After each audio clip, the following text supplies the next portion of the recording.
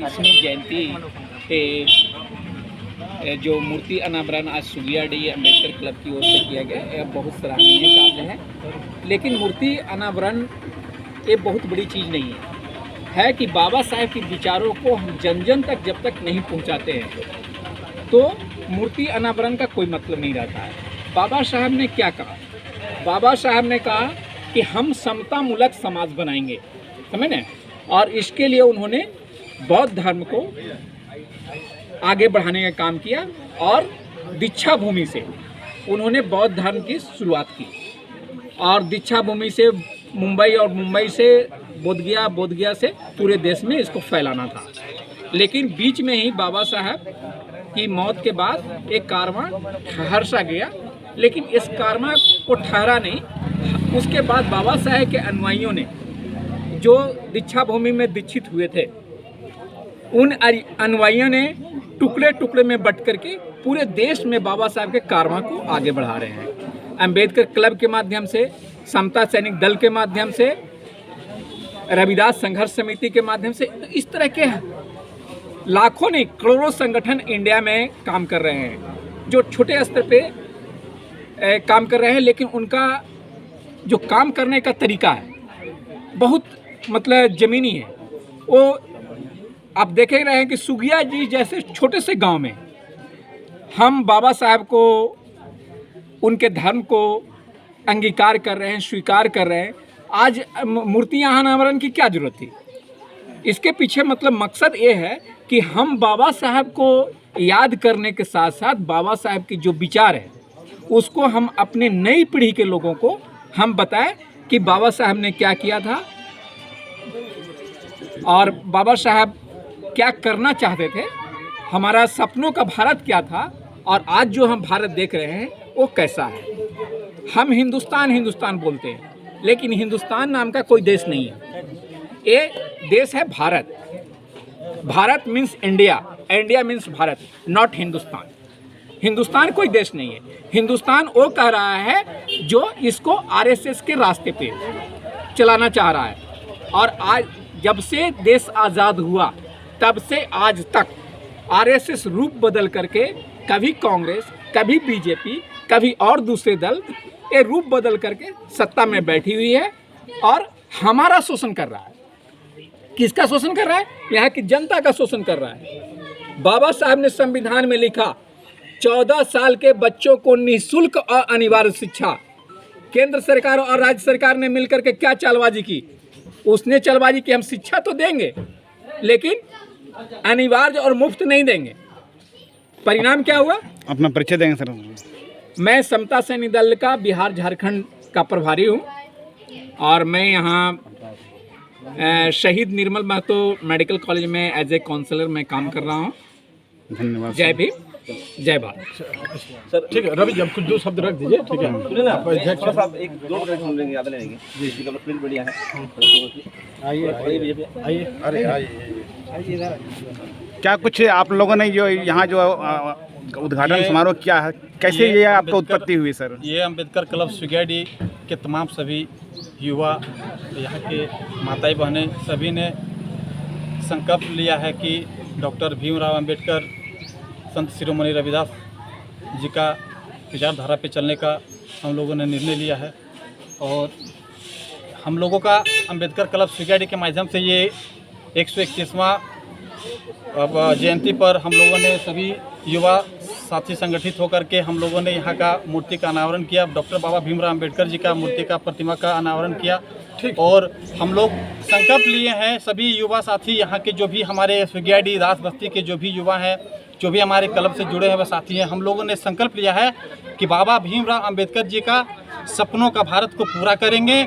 जो उनका जो खामियाजा जो उन्होंने छोड़ के गया, हम लोगों ने उनका सारा खामियाजा को पूरा करेंगे। बस यही चंद शब्दों के साथ कह करके मैं अपना भाषण विराम करता हूँ। जय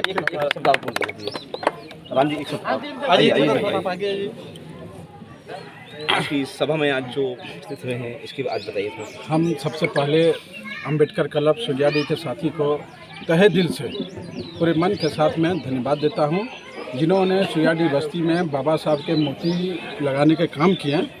देखिए, एक सवाल आप लोग की तरफ से आया जो मूर्ति क्यों लगाया गया, ठीक है। हमारे साथी ने बोले मूर्ति लगाना जरूरी नहीं, उनके विचार को मानना है, लेकिन मैं कहना चाहूँ कि हर गांव में मूर्ति लगना चाहिए। देखिए, हम लोग पैदा के साथ ही घर में देखते हैं मानववादियों का द्वारा थोपा हुआ जो काल्पनिक देवी देवता है उसका फोटो, और हम लोग मान लेते हैं यही हमारा देवता है, ठीक है। लेकिन है अंबेडकर जी को लोग नहीं जानते हैं, जो मुक्तिदाता है, जो आज तक जो हम लोग अभी तक जहाँ पहुँचे हम लोग हैं, ये बाबा साहब के, सिर्फ बाबा साहब का देन है, किसी का भी देन नहीं है। अगर बाबा साहब नहीं रहते तो आज हम लोग इस हालत में नहीं रहते। हम लोग को तो हालत इस देश में ऐसा था जो जानवर जिस तालाब में जाके पानी पी सकता है, हम लोग को पीने का अधिकार नहीं था, लेकिन बाबा साहब ने जीवन भर संघर्ष किए और हम लोग को इस मुकाम तक पहुंचाए। तो बाबा साहब को जानने समझने के लिए हर गांव में मूर्ति लगना चाहिए। बच्चों जब तक बाबा साहब की मूर्ति को जानेंगे नहीं, तब तक उनको विचार धारा को कैसे अपनाएंगे। इसलिए ये जो लगाने के लोग काम किए हैं, ये बहुत बहुत धन्यवाद के पात्र हैं। और हम चाहेंगे कि हर गाँव में जितनी तरह के गाँव हैं, जो दलित हो, OBC हो, ST हो, हर गाँव में लगना चाहिए बाबा साहब का, और इसको विचार को मानना चाहिए। जय जय जय जय जय भीम, जय भीम, जय भीम, जय जय जय जय भीम। मैं समता सैनिक दल का राष्ट्रीय राज्य प्रभारी हूँ, बिहार झारखंड का। नाम हुआ अभय कुमार पुतुकी। एक प्रश्न था और सर, आज तक आरक्षण के ही मुद्दे पर आप लोग विशेष रहे, जबकि बाबा साहब ने जिस समय संविधान बनाया तो उन्होंने कहा था कि ये आरक्षण सिर्फ 10 वर्षों तक ही लागू होना चाहिए, लेकिन उसको आप लोगों ने हमेशा के लिए लागू करने का जैसे ये करके रखा। उस बारे में आप क्या कहना चाहते हैं? देखिए, एक मिनट वो बोलेंगे ही। एक 10 साल वाली जो आरक्षण वाली जो बात आती है, वो 10 साल आरक्षण जो राजनीतिक आरक्षण है, जो चुनाव लड़ा जाता है, जो सुरक्षित सीट है, उसके लिए 10 साल था। लेकिन ये पार्टियों ने जानबूझ के उसको बढ़ाया जाता है, इसलिए जो वहाँ से दल्ला पैदा होता है।